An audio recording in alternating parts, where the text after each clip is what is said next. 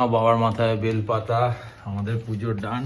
Good morning everyone, আর Har Har Mahadev. Good morning everyone.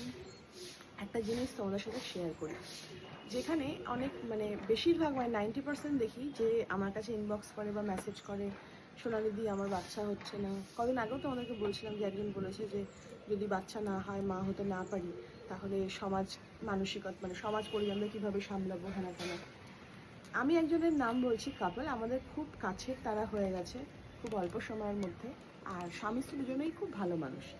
তাদের থেকে শুনলাম যে তারা বাচ্চা কাচ্চা নিতেই চায় না, কিন্তু তাদের কোনো দে বোথ আর ফার্টাইল, কিন্তু তাদের কোনো রকম প্রবলেম নেই, কিন্তু তারা বলছে যে না, আমাদের আমরা দুজনে একাই থাকতে চাই, এই দুজনে মিলে কাজ করবো, কাজের ব্যস্ততায় হ্যাঁ ব্যস্ততায় থাকতে চাই, দুজনেই খুব ভালো ওয়েল এস্টাবলিশ, কিন্তু ওরা কোনো বাচ্চা কাচ্চা নিতে চায় না, দুজনেই দুজনের মতন থাকতে চায়, আমাদের মতন একটুখানি খুনসুটি করে, মারপিট ঝগড়া, এরকম বেশ মজার ঝগড়া, বেশ হ্যাপি কাপল এরকম রয়েছে। তো ওটা দেখে না বেশ ভালো লাগলো, যে আর ধকও আছে যে বলছেও যে হ্যাঁ আমরা নিতে চাই না। অ্যাকচুয়ালি এই ব্যাপারটাকে না মানুষ অনেকে লুকায়, এই বাবা কেউ যদি শোনে যে আমরা নিতে চাই, আর কীরকম মানসিকতার লোক রে ভাই।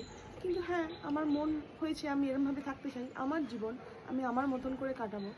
প্রথম দেখেছিলাম সেক্স অ্যান্ড দ্য সিটি 2-এ, যেখানে বিগ আর তার ওয়াইফ দুজনে মিলে ঠিক করে যে না, আমরাও কোনো ছেলেপুলে নেবো না বা কোনো অ্যাডাপ্ট করবো না, আমরা একা থাকতে চাই। তো সেই সময় মুভিতেও দেখেছিলাম একজন ওই কথাটা শুনে কেমন একটা রিয়াক্ট করলো যে এরা বোধহয় এলিয়েন। আর কিন্তু ওদের কথা শুনে হলো না, জিগার আছে।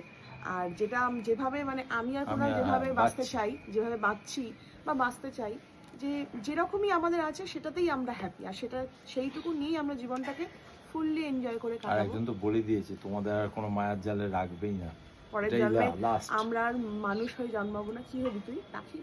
দেখা যাই যাবে। হোক, তুই আমার থেকে আমি আফ্রিকান টাইগার হব। বাবা।